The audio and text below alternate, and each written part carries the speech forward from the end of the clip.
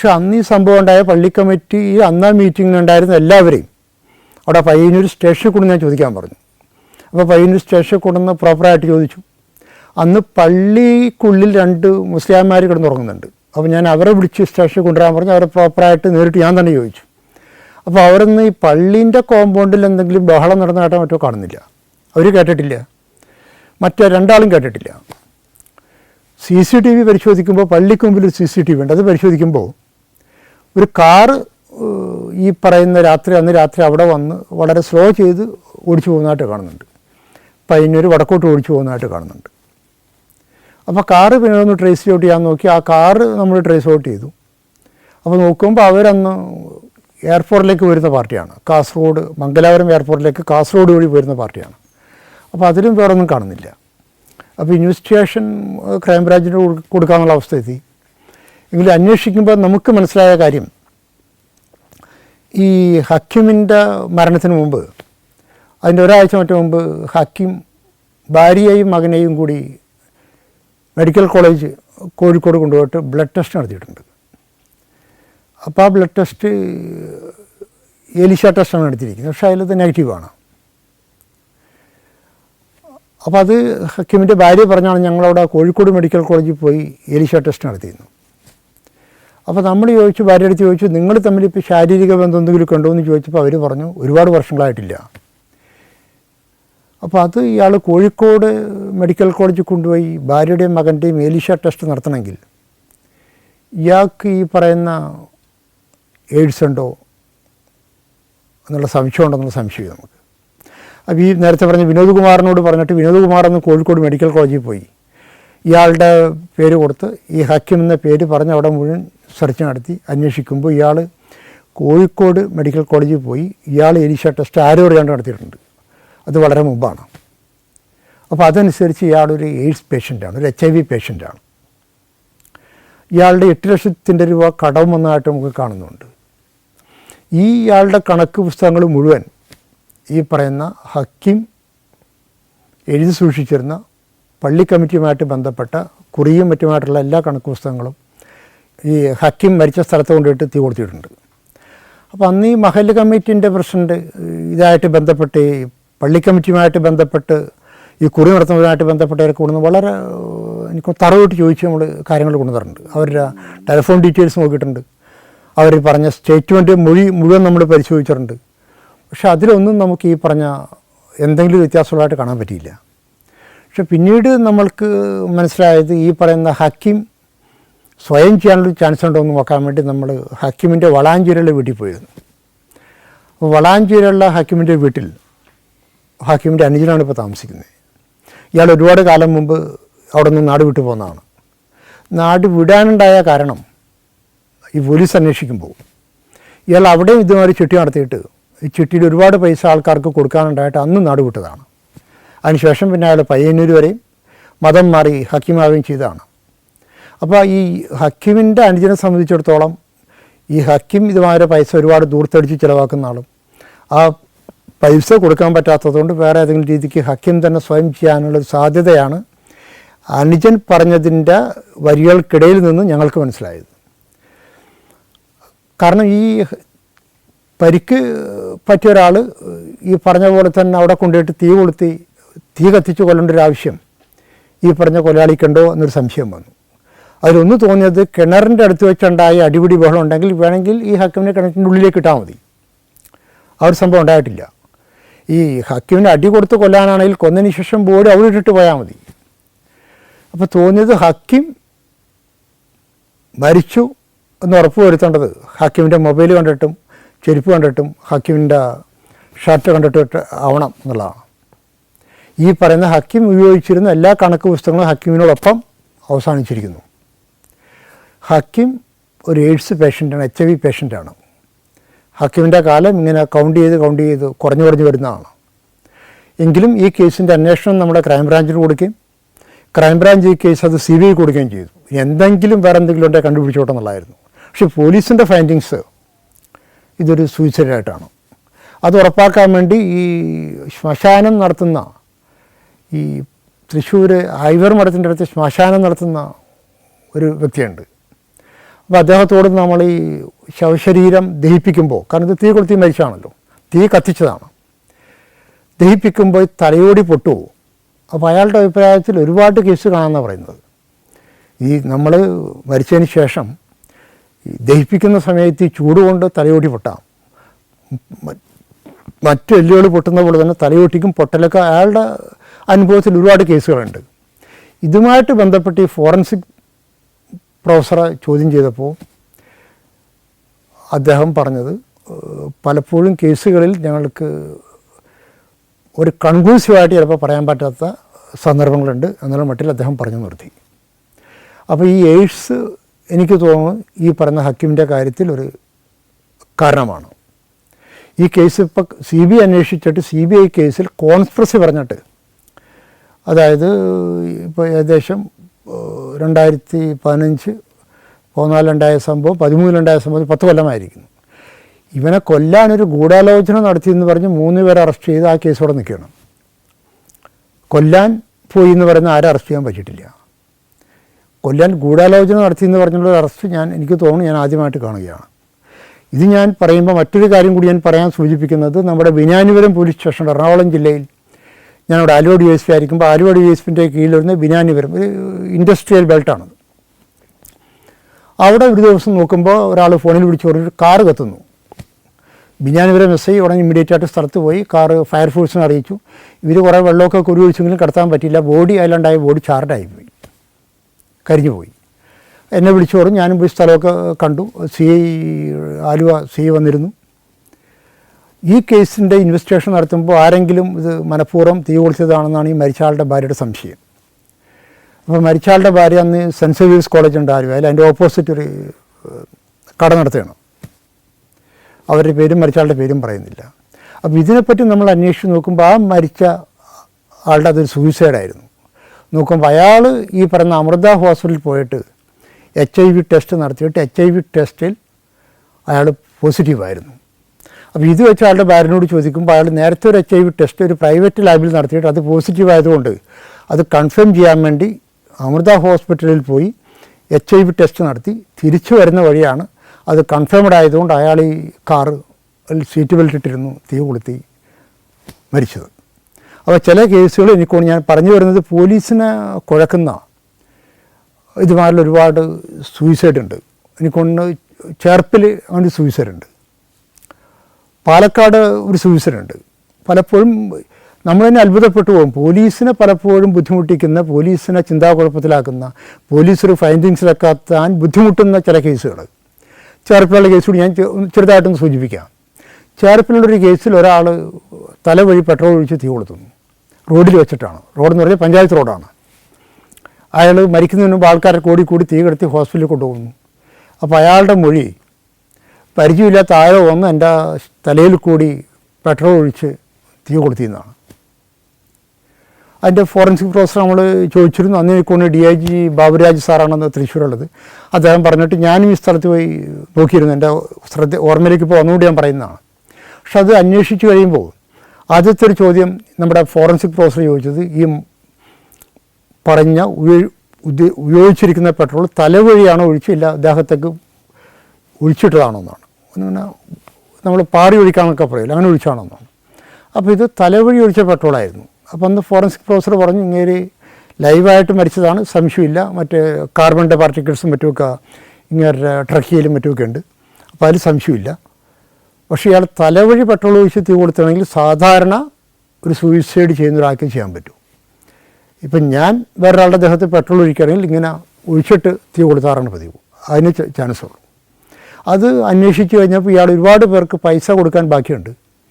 അന്നത്തെ ദിവസം ചിലർക്ക് പൈസ കൊടുക്കാമെന്ന് അയാൾ തിരിച്ചു കൊടുക്കാമെന്ന് പറഞ്ഞിട്ടുണ്ട്. അപ്പോൾ ഈ സാമ്പത്തിക ബാധ്യത കൊണ്ട് അയാളൊന്ന് തീ കൊടുത്തിട്ട് മരിക്കുന്നതിന് മുമ്പ് ഇയാളുടെ ഒരു മരണമൊഴി മാതിരി, നമുക്കറിയാമെന്ന് എവിഡൻസ് ആക്ട് 32 അനുസരിച്ചിട്ട് മരണമൊഴി അഡ്മിസിബിളാണ്. മരണമൊഴി കൊടുക്കുന്ന പോലെ പറഞ്ഞിട്ട് അയാളെ വേറെ ആരോ കണ്ടാലറിയാവുന്ന, അല്ലെങ്കിൽ അയാൾക്ക് പരിചയമില്ലാത്ത കണ്ടാലറിയാവുന്ന ആൾക്കാർ വന്ന് തീ കൊടുത്തതാണെന്ന് പറഞ്ഞൊരു കേസ്. ഇതിന് ഉപോത്ബലകമായിട്ട് വേറൊരു കേസ് എനിക്ക് പാലക്കാട് പറയാനുള്ളത്. അവിടെ കളക്ട്രേറ്റ് ജോലിയുള്ളൊരു സ്ത്രീ, കാണാനൊക്കെ സുന്ദരിയാണ്, അവരുടെ 3ാമത്തെ ഭർത്താവ്. അയാളൊരു ദിവസം ഈ ഒരു ഓട്ടോറിക്ഷ വിളിച്ച് വീട്ടിൽ ചെല്ലുന്നു. അവർ ഓഫീസിൽ നിന്ന് ഒരു 5-5:30 വീട്ടിലേക്ക് എത്തിയിട്ടുള്ളൂ. ഞാനൊന്ന് സൗത്ത് എസ്.ഐ.ആണ്. എന്നിട്ട് പറയുന്നു, എനിക്കാരോ പോയിസൺ തന്നിരിക്കുന്നു, വിഷം തന്നു, ബലമായിട്ട് വിഷം തന്നു. ഈ സ്ത്രീ ഇത് കേട്ട ഉടനെ ഇയാളെ പിടിച്ച് ഹോസ്പിറ്റലിൽ കൊണ്ട് അവർ എനിമയൊക്കെ കൊടുത്തെങ്കിലും പക്ഷേ ഇയാളെ സേവ് ചെയ്യാൻ പറ്റില്ല, ഇയാൾ മരിച്ചു. ഇതിൻ്റെ അന്വേഷണം നമ്മൾ കൂലങ്കോഷമായിട്ട് നടത്തി. ഇയാളുടെ സാധാരണ ബലമായിട്ട് പോയിസൺ കൊടുത്താൽ നമുക്ക് തുപ്പിക്കളയാൻ കഴിയും.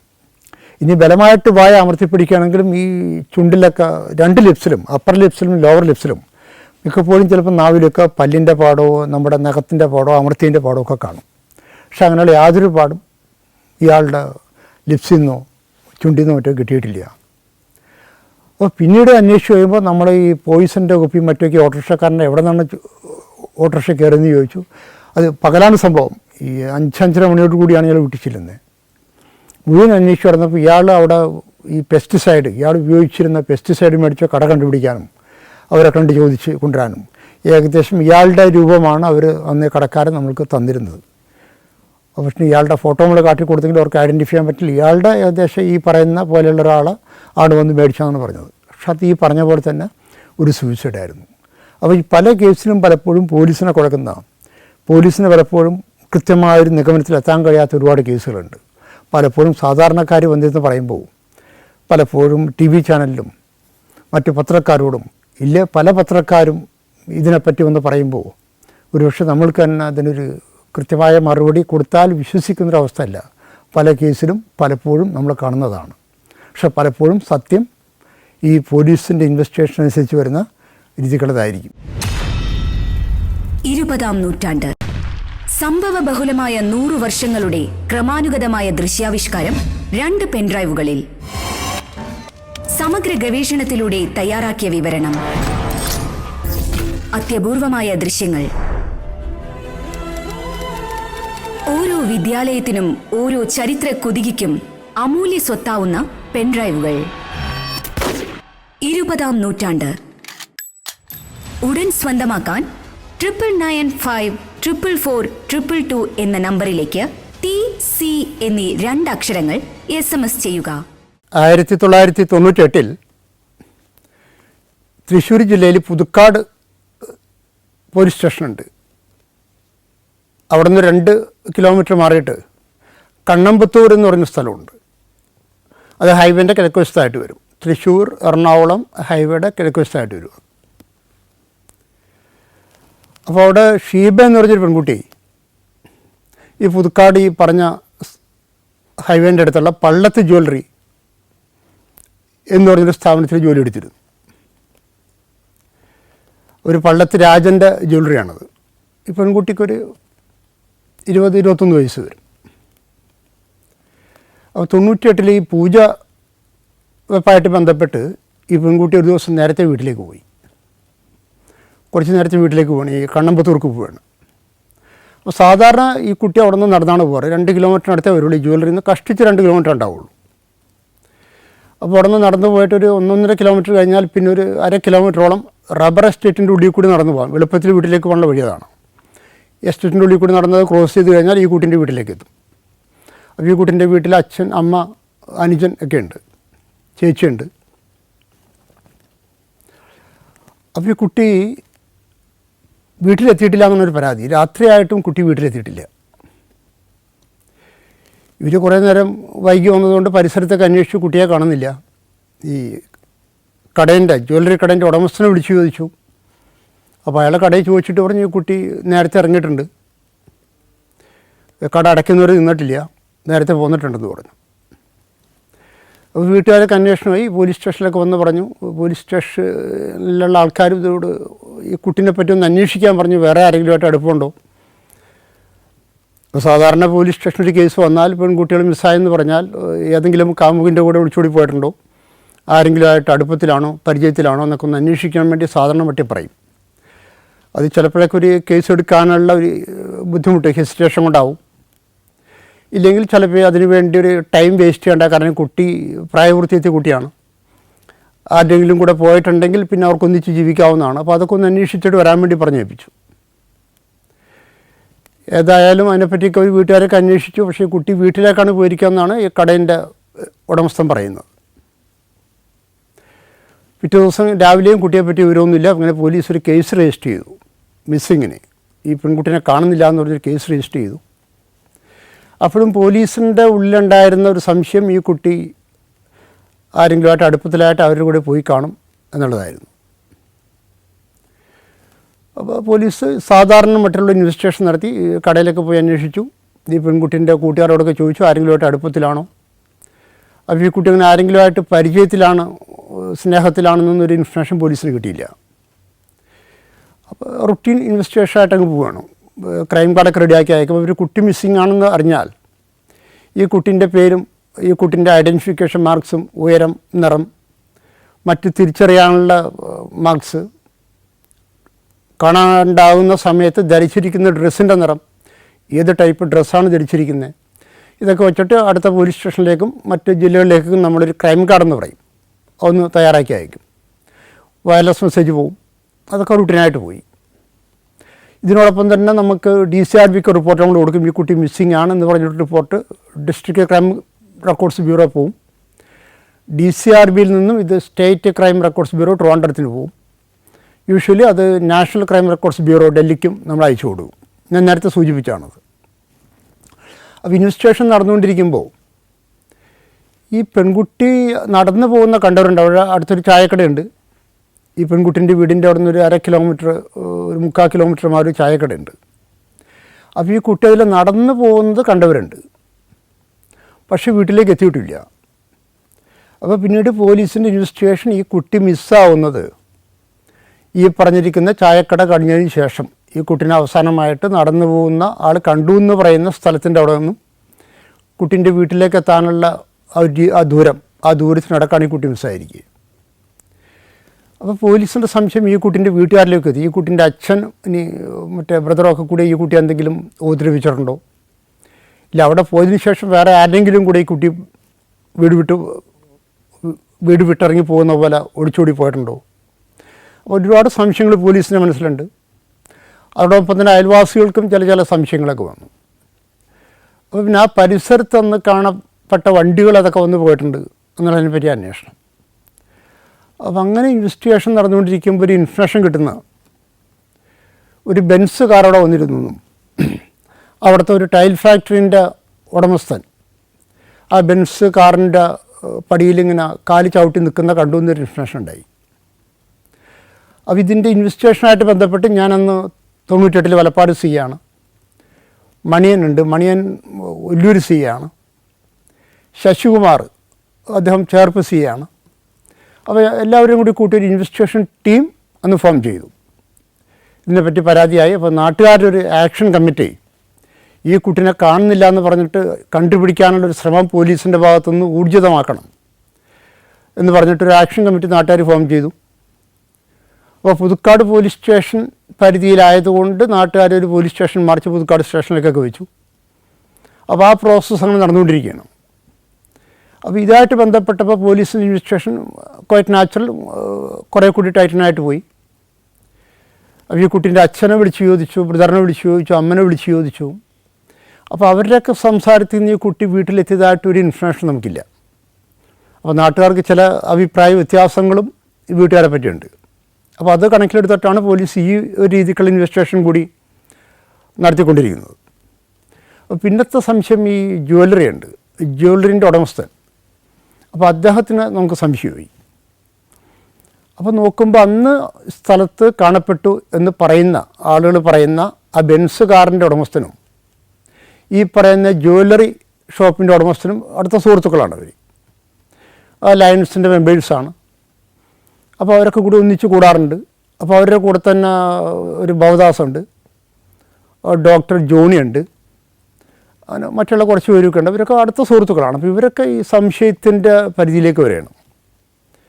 അപ്പോൾ പോലീസ് ഇങ്ങനെ പരിസരവാസികളുടെ സ്റ്റേറ്റ്മെൻറ്റ് റെക്കോർഡ് ചെയ്യുന്നു, അവിടുത്തെ പഞ്ചായത്ത് മെമ്പറിൻ്റെ സ്റ്റേറ്റ്മെൻറ്റ് റെക്കോർഡ് ചെയ്യുന്നു, മറ്റ് ഈ സംഭവവുമായിട്ട് കാണാനോ കേൾക്കാനോ എന്തെങ്കിലും ഇൻഫർമേഷൻ പോലീസിന് തരാൻ കഴിയുന്നവരുടെയൊക്കെ സ്റ്റേറ്റ്മെൻറ്റ് റെക്കോർഡ് ചെയ്തുകൊണ്ട്. അപ്പോൾ ചിലരുടെ മൊഴി രേഖപ്പെടുത്തുമ്പോൾ ചിലർ പറഞ്ഞു ഈ പറഞ്ഞ കാറ് അവിടെ വന്ന് പോയിട്ടുണ്ട്. അപ്പോൾ ഈ കാറിൻ്റെ ഉടമസ്ഥനെ പറ്റി എന്തോ നാട്ടുകാർക്കൊരു നല്ല അഭിപ്രായമൊന്നുമില്ല. അദ്ദേഹം ഇങ്ങനെ സ്ത്രീകളോട് ഇങ്ങനെ വളരെ ഒരു മോശമായ രീതിക്കുള്ള പെരുമാറ്റമുള്ള കൂട്ടത്തിലാണെന്നാണ് അന്നത്തെ ഇൻഫർമേഷൻ. അപ്പോൾ അത് പോലീസ് അതും കണക്കിലെടുത്തിട്ട് അത് അന്വേഷിക്കേണ്ട. അപ്പോൾ ഇവരെയൊക്കെ കൊണ്ടുവന്ന് ചോദിച്ചു. ഈ പറഞ്ഞിരിക്കുന്ന കാറിൻ്റെ ഉടമസ്ഥൻ, അദ്ദേഹത്തിൻ്റെ സുഹൃത്തുക്കൾ, ജ്വല്ലറി ഷാപ്പിൻ്റെ ഉടമസ്ഥൻ, ഇവരെയൊക്കെ സ്റ്റേറ്റ്മെൻറ്റ് റെക്കോർഡ് ചെയ്തു. അപ്പോൾ ജ്വല്ലറി ഷോപ്പുകാരൻ്റെ ഉടമസ്ഥനോട് ചോദിക്കുമ്പോൾ അദ്ദേഹം പറയുന്നത് ഈ കുട്ടി എല്ലാവരോടും വളരെ ഫ്രാങ്കായിട്ട് സംസാരിക്കുന്ന കൂട്ടത്തിലാണ്, വളരെ അടുത്തിടപഴകി സംസാരിക്കുന്ന കൂട്ടത്തിലാണ്. അത് പലർക്കും ഒരു തെറ്റിദ്ധാരണക്കിടയാക്കിയിട്ടുണ്ട്. ഈ കുട്ടി ഒരു നല്ല സ്വഭാവത്തിൻ്റെ ഉടമസ്ഥയല്ല എന്നൊരു പ്രതീതി ജനങ്ങളിലുണ്ടാക്കാൻ ആ ഒരു പെരുമാറ്റം, തെറ്റിദ്ധരിപ്പിക്കപ്പെടുന്ന ഒരു പെരുമാറ്റം കൊണ്ട് കാരണമായിട്ടുണ്ട്. അപ്പോൾ അതിനെപ്പറ്റി ഇങ്ങനെ അന്വേഷിച്ചുകൊണ്ടിരിക്കുകയാണ്. അപ്പോൾ അതിനിടയ്ക്ക് ഒരു ഇൻഫർമേഷൻ കിട്ടി, ഈ കുട്ടിക്ക് ആരുമായിട്ടൊക്കെ അടുപ്പത്തിലാണ്, ദൂരത്തിനായിട്ട് ബന്ധമുണ്ട്, അപ്പോൾ അവൻ്റെ കൂടെ ഒളിച്ചോടി പോകാൻ വഴിയുണ്ട്. അപ്പോൾ അതിനെപ്പറ്റി പോലീസ് അന്വേഷിക്കുന്നുണ്ട്. അപ്പോൾ നോക്കുമ്പോൾ അവിടെ ഒരു ചായക്കട നേരത്തെ ഉണ്ടെന്ന് സൂചിപ്പിച്ചത്, ആ കടയിൽ വന്നിട്ടൊരു ഒരു അവിടുത്തെ ഒരു പയ്യൻ, ഈ കുട്ടീന് വലിയ ഇഷ്ടമാണ്, അവിടെ വന്നിരിക്കാറുണ്ട്. ബൈജു എന്നാണ് അയാളുടെ പേര്. അപ്പോൾ അയാൾ അവിടെ വന്നിരിക്കാറുണ്ട്. ഈ കുട്ടി പോകുന്ന സമയത്ത് അവിടെ വന്നിരിക്കും. ഈ കുട്ടീനെ കണ്ട് ചിലപ്പോൾ എന്തെങ്കിലും സംസാരിച്ചിട്ട് തിരിച്ചു പോകും. അങ്ങനെ ഇയാളുടെ ഒരു സ്ഥിരം ഹാബിറ്റായിരിക്കും ഈ കുട്ടീനെ പുറകെ നടന്ന് ശല്യപ്പെടുത്തലല്ല, ഈ കുട്ടീനോടുള്ള ഒരു ആരാധന അല്ലെങ്കിൽ ഒരു ഇഷ്ടം കൊണ്ട് അയാൾ ചെയ്യുന്ന കാര്യങ്ങളാണ്. അപ്പോൾ ചായക്കടക്കാരൻ്റെ അടുത്ത് ചോദിച്ചപ്പോൾ ആ ചായക്കടൻ്റെ ഉടമസ്ഥൻ്റെ മകൻ, അയാളൊരു ചെറിയ പയ്യനാണ്, ഒരു 10-25 വയസ്സുണ്ടാവുള്ളൂ തോന്നുന്നു ആ ഒരു കാലഘട്ടത്തിൽ. അദ്ദേഹം പറഞ്ഞു, ഈ പറഞ്ഞ ആളിവിടെ വന്നിരിക്കാറുണ്ട്, ബൈജു വന്നിരിക്കാറുണ്ട്, ഈ കുട്ടിയിൽ പോകാറുണ്ട്, ചിലപ്പോൾ ചിരിക്കുന്നതാണ്. അപ്പോൾ ഈ കുട്ടീൻ്റെ ഒരു നേച്ചർ നേരത്തെ സൂചിപ്പിച്ച പോലെ തന്നെ വളരെ ഫ്രാങ്കായിട്ട് പെരുമാറുന്നതുകൊണ്ടായിരിക്കാം ചിലപ്പോൾ അത്. അപ്പോൾ അതിനുശേഷം ഈ ബൈജു എന്ന് പറഞ്ഞ ആൾക്ക് പെയിൻറ്റ് പണിയാണ്. അപ്പോൾ അയാൾ പലപ്പോഴും ഈ കുട്ടി ജോലി എടുക്കുന്ന കടേൻ്റെ ഓപ്പോസിറ്റ് ഉള്ള കടകളിലും മറ്റുമൊക്കെ പെയിൻറ്റ് പണിക്ക് പോകുന്ന സമയത്ത് പലപ്പോഴും ഈ കുട്ടി ഇറങ്ങിക്കഴിഞ്ഞാൽ ചിലപ്പോൾ നേരത്തെ, ചിലപ്പോൾ അരമണിക്കൂർ 1 മണിക്കൂറൊക്കെ നേരത്തെ ജോലി നിർത്തി അവിടുന്ന് പോരാറുണ്ട്. അപ്പോൾ അയാളെ വിളിച്ച് ചോദിച്ചു. അപ്പോൾ അയാൾ പറഞ്ഞു, എനിക്കറിയില്ല, ഞാൻ കണ്ടിട്ടില്ല, ഇവിടെ പോയെന്ന് എടുത്ത് പറഞ്ഞിട്ടില്ല, എനിക്കറിയേയില്ല, ഞാനായിട്ട് കാണാറുണ്ട്, പക്ഷെ അങ്ങനെ അടുപ്പവും പ്രേമമൊന്നുമില്ല, എനിക്ക് ആ കുട്ടീനെ ഇഷ്ടമാണ് എന്ന് പറയുകയും ചെയ്തു. കുറച്ച് ദിവസം കഴിഞ്ഞപ്പോൾ ഈ മരിച്ച അല്ലെങ്കിൽ കാണാണ്ടായ പെൺകുട്ടീൻ്റെ ഷാള്, ഈ ചുരിദാറിൻ്റെ കൂടെ ഉപയോഗിക്കുന്ന ഷാള് ഈ പറയുന്ന റബ്ബർ എസ്റ്റേറ്റിൽ കിടക്കുന്നു. അപ്പോൾ വീണ്ടും പോലീസിന് സംശയമായി. കാരണം കാണാണ്ടായിട്ട് ഇപ്പോൾ ഒരുപാട് നാളായി. ഈ റബ്ബർ എസ്റ്റേറ്റിൽ നിന്നാണ് ഈ ഷോള് കിട്ടുന്നത്. അപ്പോൾ പോലീസ് ഷോള് ബന്ധോബസ്തിലെടുത്ത് നേരെ ഫോറൻസിക് സയൻസ് ലബോറട്ടറി ട്രിവാൻഡ്രത്തിന് കെമിക്കൽ എക്സാമിനേഷന് വേണ്ടി അയച്ചു.